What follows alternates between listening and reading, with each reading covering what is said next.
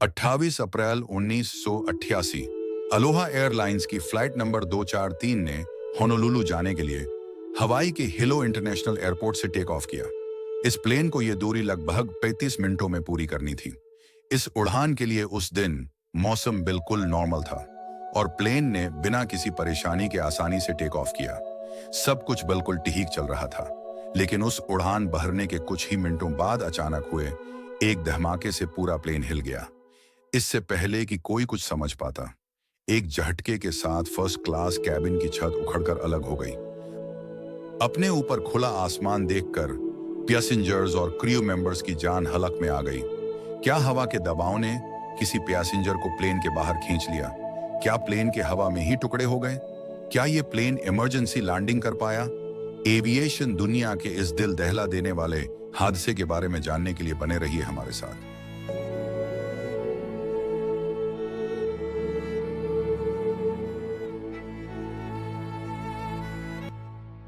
Boeing 737-200 series का यह plane 1979 में अलोहा एयरलाइन को दिया गया था। अब तक इस जहाज ने कुल मिलाकर 35,400 घंटे का हवाई सफर पूरा किया था, लेकिन अपनी अब तक की सर्विस में यह जहाज सिर्फ छोटी दूरी का सफर करने के लिए इस्तेमाल किया गया था, जिस वजह से इस जहाज ने तकरीबन 90,000 से ज्यादा बार टेक ऑफ और लैंड किया था। हादसे वाले दिन यह जहाज होनोलुलु से हीलो तक 3 बार सफर कर चुका था। हर रोज की तरह इस दिन भी एयरपोर्ट पर सब कुछ नॉर्मल था और ग्राउंड सेफ्टी स्टाफ ने जहाज की बैरूनी चेकिंग पूरी की और अपनी रिपोर्ट में सेफ्टी स्टाफ ने जहाज में किसी भी तरह की कोई खराबी का जिक्र नहीं किया। जहाज के 44 साला कप्तान रॉबर्ट शॉन्सथाइमर थे और को पायलट के तौर पर 36 साला मैडलिन टॉम्किंस सवार थे। कुल मिलाकर इन दोनों पायलट्स को इस तरह के प्लेन उड़ाने का 10,000 घंटों से भी ज्यादा का एक्सपीरियंस था।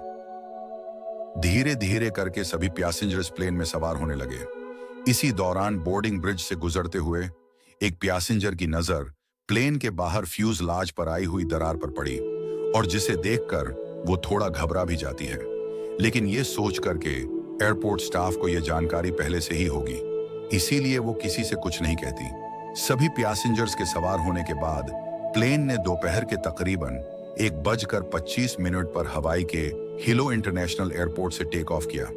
प्लेन रूट को फॉलो करते हुए पायलट प्लेन को इसके मुनासिब हाइट पर ले जाने की कोशिश करता है। टेक ऑफ के बाद जब तक प्लेन अपने मुनासिब हाइट तक नहीं पहुंचता, उस वक्त तक पैसेंजर्स को सीट बेल्ट बांधे रहना जरूरी होता है। इसीलिए फ्लाइट 243 के सभी पैसेंजर्स ने भी अपनी सीट बेल्ट बांधी हुई थी। धीरे धीरे अपनी हाइट बढ़ाता हुआ प्लेन जैसे ही 24,000 फीट की ऊंचाई पर पहुंचता है तो अचानक एक तेज धमाका होता है और एक झटके के साथ फर्स्ट क्लास कैबिन की पूरी छत उखड़कर अलग हो जाती है। अचानक हुए धमाके के बाद प्लेन को संभालते हुए पायलट जब पीछे मुड़कर देखते हैं तो उनके होश उड़ जाते हैं। कॉकपिट का दरवाजा और फर्स्ट क्लास कैबिन की छत उखड़कर अलग हो चुकी थी और पायलट को अपने पीछे खुला आसमान दिखाई दे रहा था। तेज हवा के साथ पूरे कॉकपिट में प्लेन के टुकड़े इधर उधर उड़ रहे थे। अपनी आंखों के सामने मौत को साफ साफ देख रहे फर्स्ट कैबिन के पैसेंजर्स सीट बेल्ट के सहारे झूल रहे थे। 300 मील फी घंटे की स्पीड से सब कुछ हवा प्लेन के बाहर खींच रही थी। छत उखड़ने के बाद अचानक हुए डीकंप्रेशन की वजह से प्लेन के लेफ्ट साइड का एक बड़ा हिस्सा भी टूटकर प्लेन से अलग हो चुका था। किस्मत से सीट बेल्ट साइन ऑन होने की वजह से सभी ने सीट बेल्ट पहनी हुई थी, जिसकी वजह से सभी पैसेंजर्स अपनी सीट से चिपके रहे। लेकिन कैबिन क्रियो इतने खुशकिस्मत नहीं थे। एयर होस्टेस क्लैरिबल लांसिंग बड़ी ही मुश्किल से एक साइन पैनल को पकड़कर बाहर न खींचे जाने की कोशिश कर रही थी, लेकिन हवा के प्रेशर ने कुछ ही मिनटों बाद क्लैरिबल लांसिंग को प्लेन से बाहर खींच लिया। एक दूसरी एयर होस्टेस को भी हवा के प्रेशर ने कैबिन फ्लोर पर पटक दिया, लेकिन खुशकिस्मती से इस एयर होस्टेस ने पैसेंजर सीट को पकड़कर अपने आप को प्लेन के बाहर खींचे जाने से बचा लिया। मुश्किल से पैसेंजर सीट को पकड़े हुए जिंदगी और मौत से लड़ते हुए एयर होस्टेस अभी भी पैसेंजर्स को शांत रहने और अपनी सीट को पकड़े रहने की सलाह दे रही थी। वहीं कॉकपिट में अपने होश संभालते हुए पायलट ने अपने ऑक्सीजन मास्क लगाकर फिर से प्लेन को कंट्रोल करने की कोशिश शुरू कर दी, लेकिन जल्द ही उन्हें एहसास हो गया कि प्लेन के काफी कंट्रोल फैले हो चुके थे। प्लेन धीरे धीरे इनके काबू से बाहर होता जा रहा था। हवा के झटकों के बीच 24,000 फीट की ऊंचाई पर प्लेन डगमगाने लगता है। वहीं इतनी ऊंचाई पर कैबिन डिकम्प्रेशन और प्लेन की तेज स्पीड के वजह से पैसेंजर्स के लिए सांस लेना मुश्किल हो चुका था। आमतौर पर कैबिन डिकम्प्रेशन के हालात में कैबिन की छत से ऑक्सीजन मास्क बाहर आ जाते हैं, लेकिन यहां तो पूरी छत ही उड़ चुकी थी। इतनी कम हवा और ऑक्सीजन के प्रेशर की वजह से पैसेंजर्स कभी भी मौत के मुंह में जा सकते थे। आमतौर पर ऐसे हालात में पायलट कॉकपिट में लगे कैमरा से भी चेक कर सकते हैं कि लैंडिंग गियर डाउन है या नहीं, लेकिन बदकिस्मती से वो कैमरा भी फेल हो चुका था। अब पायलट के पास ये जानने का कोई तरीका नहीं था कि क्या फ्रंट लैंडिंग गियर डाउन है या नहीं। पायलट और वक्त बर्बाद नहीं करना चाहते थे और वो बिना ये जाने कि फ्रंट लैंडिंग गियर डाउन हुआ है या नहीं, लैंड करने का फैसला करते हैं।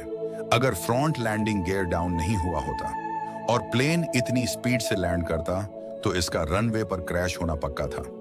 वैसे भी इन हालात में पायलट के पास और कोई दूसरा रास्ता नहीं था। पायलट कोई भी रिस्क लेकर सिर्फ प्लेन को लैंड करवाना चाहते थे, लेकिन किस्मत से लैंडिंग गियर पहले ही डाउन हो चुका था और सिर्फ सिस्टम की खराबी की वजह से कंट्रोल पैनल में ग्रीन लाइट नहीं आ रही थी।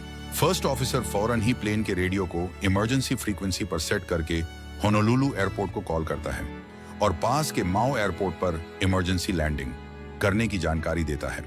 लेकिन कॉकपिट में हवा का शोर इतना ज्यादा था कि होनोलुलु एटीसी कंट्रोलर कुछ भी समझ नहीं पाता। शोर इतना ज्यादा था कि हम पायलट भी कुछ भी सुन नहीं पा रहे थे और हाथ के इशारों से बात करते हुए पायलट ने प्लेन को तेजी से नीचे लाने का फैसला लिया। बिना कोई वक्त गवाए प्लेन की नोज को डाउन करके पायलट प्लेन को नीचे लाने लगते हैं। पायलट इतनी तेजी से प्लेन को नीचे लाते हैं कि 1 मिनट में प्लेन 4100 फीट नीचे आने लगता है। आमतौर पर पैसेंजर प्लेन 3000 फीट पर 3 मिनट के स्पीड से ही नीचे आते हैं ताकि पायलट प्लेन को कंट्रोल कर सके और प्लेन क्रैश ना हो, लेकिन अपने साथ साथ सभी पैसेंजर्स को मौत के मुंह में जाने से बचाने के लिए पायलट के पास प्लेन को तेजी से नीचे लाने के अलावा और कोई रास्ता नहीं था।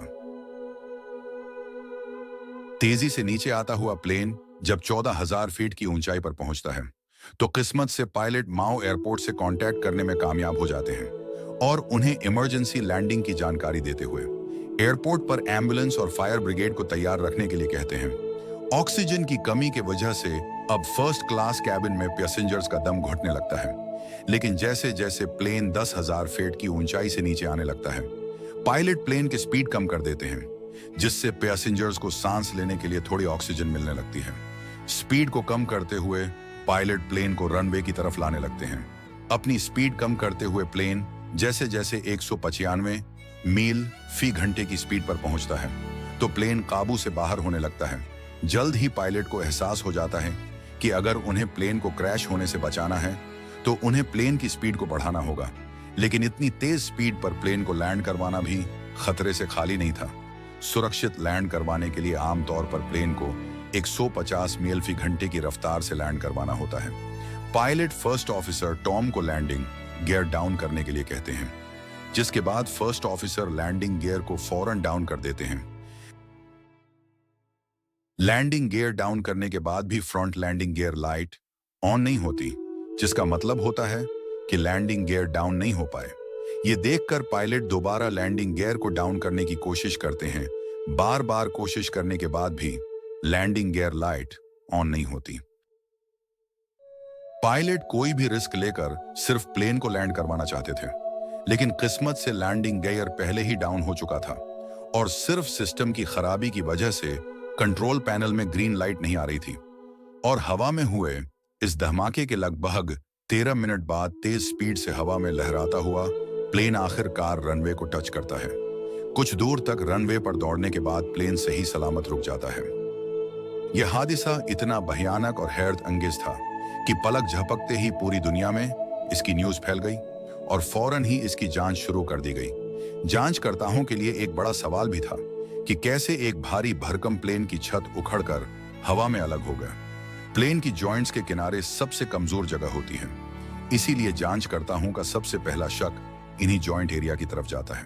हादसा इतना भयानक और हैरत अंगेज था कि पलक झपकते ही पूरी दुनिया में इसकी न्यूज फैल गई और फौरन ही इसकी जांच शुरू कर दी गई।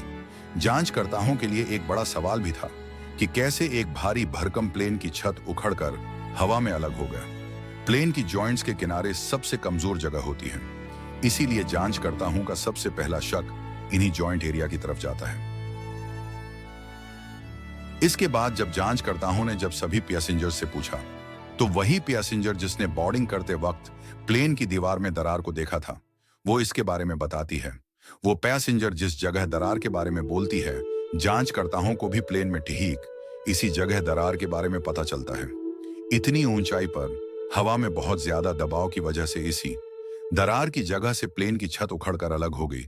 अब सबसे बड़ा सवाल यह था कि कुछ दिन पहले ही की गई सेफ्टी चेकअप के बावजूद के जांचकर्ताओं को प्लेन में आई दरार के बारे में पता नहीं चला। और यह खुलासा होता है कि यह गलती इसलिए हुई क्योंकि प्लेन कंपनी सेफ्टी चेकअप में होने वाले खर्चे को कम से कम करना चाहती थी। इसलिए एविएशन के उसूलों के मुताबिक सिर्फ प्लेन के जरूरी जगह जैसे प्लेन के सामने वाले हिस्सों की जांच करना होता है। प्लेन में लगे बाकी जॉइंट्स को चेक करना या नहीं, ये प्लेन कंपनी की मर्जी होती है। हालांकि इस प्लेन में 35,400 घंटों का वक्त एक समंदरी रूट पर सफर करते हुए बिताया था, जहां पर मौसम बहुत ही ज्यादा नमी और नमक से भरा हुआ होता है। ऐसा मौसम किसी भी मेटल को जंग लगाने के लिए बहुत खतरनाक होता है। लेकिन इस सब के बावजूद भी अलोहा एयरलाइंस ने अपनी प्लेन का रेगुलर और पूरी जांच करना जरूरी नहीं समझा।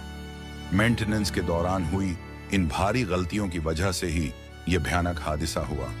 जांच में पाई गई ये गलतियां इतनी भयानक और खतरनाक थी कि अमेरिकन सरकार ने पूरे मेंटेनेंस सिस्टम को बदलने का फैसला कर दिया। एक नई एयरवर्थीनेस टास्क फोर्स को भी बनाया गया, जिसका काम सभी प्लेन को अच्छी तरह से चेक करना था। इस नई टीम की जांच के दौरान अगर किसी भी प्लेन में कोई भी खराबी पाई जाती है, तो पूरी एयरलाइन की सभी प्लेन्स की दोबारा जांच की जा सकती थी। एयरलाइंस इंडस्ट्री में यह बहुत ही बड़ा और निहायत ही अहम बदलाव था। लेकिन बदकिस्मती से एयर होस्टेस क्लियरेबल लांसिंग को इसकी कीमत अपनी जान देकर चुकानी पड़ी। इस हादसे में पायलट के साथ साथ कैबिन क्रू टीम ने बहुत ही बहादुरी से काम किया था, जिसके लिए उन्हें बहुत सारे बहादुरी के इनामों से भी नवाजा गया था। अगर आपको हमारा ये वीडियो अच्छा लगा हो तो वीडियो को लाइक करके चैनल को सब्सक्राइब करें और अपने दोस्तों के साथ जरूर शेयर करें।